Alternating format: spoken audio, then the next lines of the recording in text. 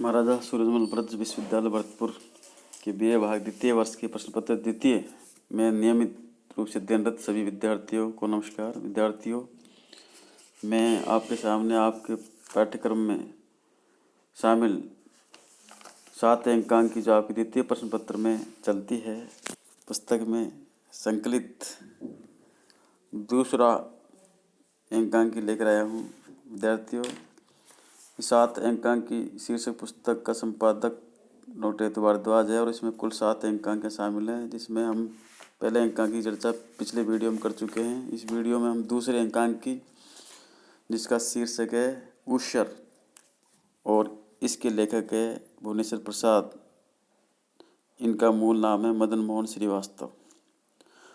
तो भुवनेश्वर प्रसाद द्वारा लिखित दूसरे अंकांक की का संक्षिप्त परिचय एवं उसका सारांश मैं आपको बताने जा रहा हूँ। ध्यान से सुने। ऊषर अंकांक की जिसके लेखक भुवनेश्वर प्रसाद है, उसका लेखक जो है भुवनेश्वर प्रसाद, उसका हम संक्षिप्त जीवन परिचय यहाँ जानते हैं। भुवनेश्वर प्रसाद का जन्म 1910 ईस्वी में शाहजहाँपुर में हुआ। इनकी शिक्षा भी यहीं हुई। पश्चिम के आधुनिक साहित्य का उन्होंने अच्छा अध्ययन किया। Ibsen, Shaw, D.H. लॉरेंस तथा फ्रायड के प्रति विशेष अनुरक्त प्रतीत होते हैं। जिंदगी को उन्होंने कड़वाहट, तीखेपन, विकृति और विद्वत्ता में ही देखा था। समवैदेशी कारण उनमें समाज के प्रति तीव्र वितृष्णा, प्रबल आक्रोश और उग्र विद्रोह का भाव प्रकट हुआ है। जीवन की इस कटु अनुभूति ने ही उन्हें फक्कड़, निर्द्वंद और संयमहीन बना दिया था। भुवनेश्वर ने हिंदी में पाश्चात्य शैली के अंकांक की परंपरा चलाई। उनकी प्रथम रचना श्यामा एक वैवाहिक विडंबना अंश के दिसंबर 1933 ईस्वी के अंक में प्रकाशित हुई। इसके बाद अन्य अंकांक की रचनाएं शैतान, एक साम्यवादी प्रतिभा का विवाह, रहस्य रोमांच, लॉटरी को संग्रहित करके उन्होंने सन 1936 ईस्वी में कारवा संज्ञा देकर प्रकाशित किया।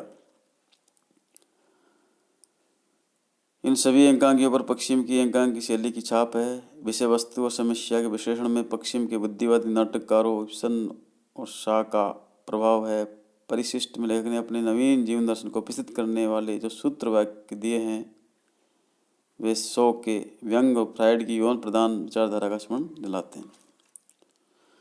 भुवनेश्वर प्रसाद के और भी अंकांक प्रकाशित होते रहे हैं, जैसे मृत्यु, हम अकेले नहीं हैं, 8:15 बजे, स्ट्राइक और ऊषर। इन रचनाओं में उनकी दृष्टि का विस्तार देखने को मिलता है।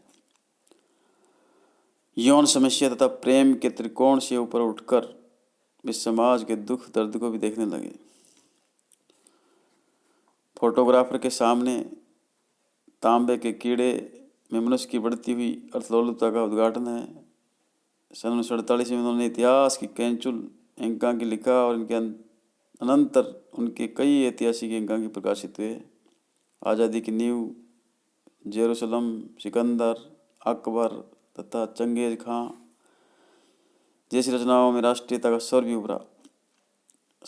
उनकी अंतिम कृति है सिक्कों की गाड़ी 1950 ईस्वी में जो रचना की गई और मृत्यु 1958-59 में बनारस में गंगा तट पर हुई।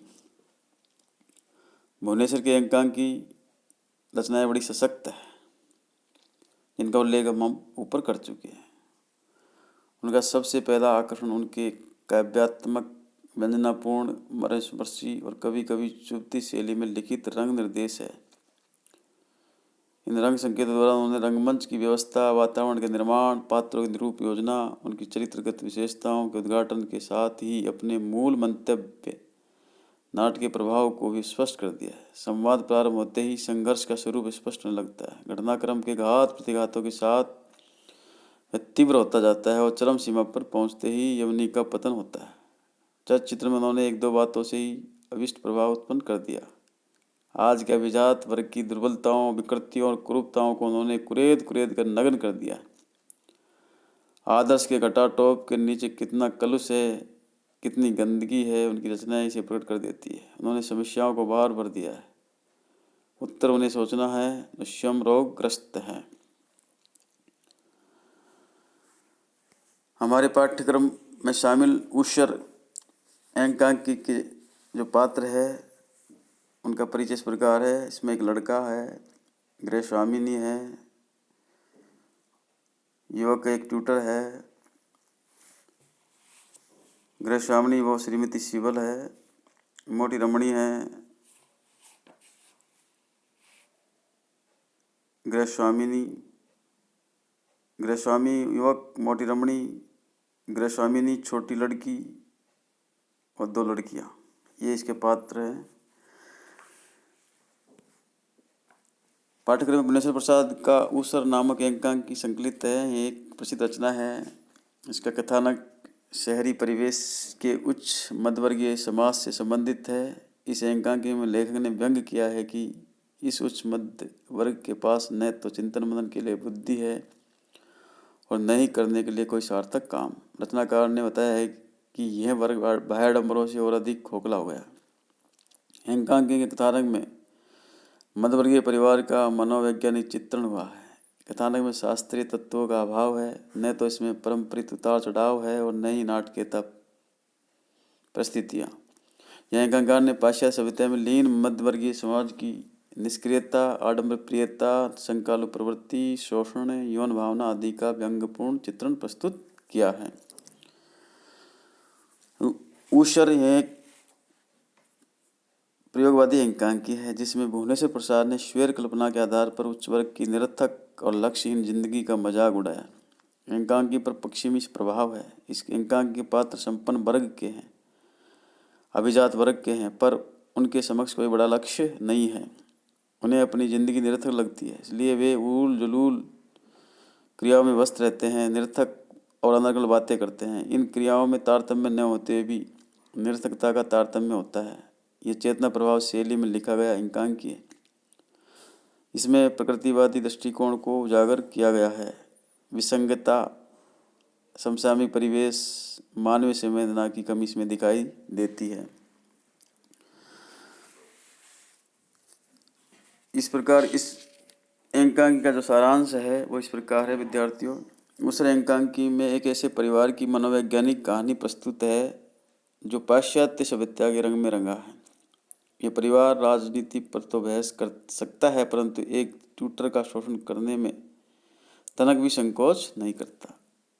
इस घर के सभी सदस्य बाहर से कुछ और अंदर से कुछ और। इस रचना में दिखावा पसंद और आडम्बरी परिवार की कूड़ कुंठाओं का रहस्योद्घाटन भी हुआ है। इस परिवार का न तो कोई उद्देश्य है और न ही कोई सिद्धांत। ऊषर में मिस्टर शिवल और मिसेज शिवल, गृहस्वामी मिस्टर शिवल और गृहस्वामिनी मिसेज शिवल, ट्यूटर एक युवक, मोटी रमणी, 2 लड़कियां आदि पात्र है, लेकिन मुख्य पात्र 2 ही है, गृहस्वामी और गृहस्वामिनी, मिसेज शिवल और मिसेज शिवल। गृहस्वामी शिवल ऊपर से हंसमुख, सभ्य, सुशिक्षित, भावज्ञ एवं संपन्न प्रतीत होते हैं, लेकिन भीतर से खोखले, सिद्धांतहीन, कुंठित एवं ऊर्जाहीन हैं। 2 महीने से ट्यूटर को वेतन का न मिलना उनकी शोषक मनोवृत्ति का परिचायक है। यह हमेशा अपनी पत्नी की बुराई करता रहता है। इसे अपनी पत्नी के चरित्र पर संदेह भी है, इसलिए सेक्स शब्द के साथ शाह नजफ रोड का नाम सुनते ही वह भड़क उठता है। ये समाजवाद के विरोधी है एवं दाम्पत्य जीवन की कटुता व विषमता के शिकार है। एकांकी का दूसरा प्रमुख चरित्र श्रीमती शिवल है। यह गृहस्वामिनी है जिन्हें कृत्रिमता एवं आडंबरपूर्ण जीवन अच्छा लगता है। ये पति से नाखुश है और ऐसा लगता है जैसे इनका रोमांस शाह नजफ रोड के किसी व्यक्ति से चल रहा है। इनका व्यक्तित्व असंतोष, निराशा, निष्प्राणता, उदासी एवं निरसता से भरा हुआ है।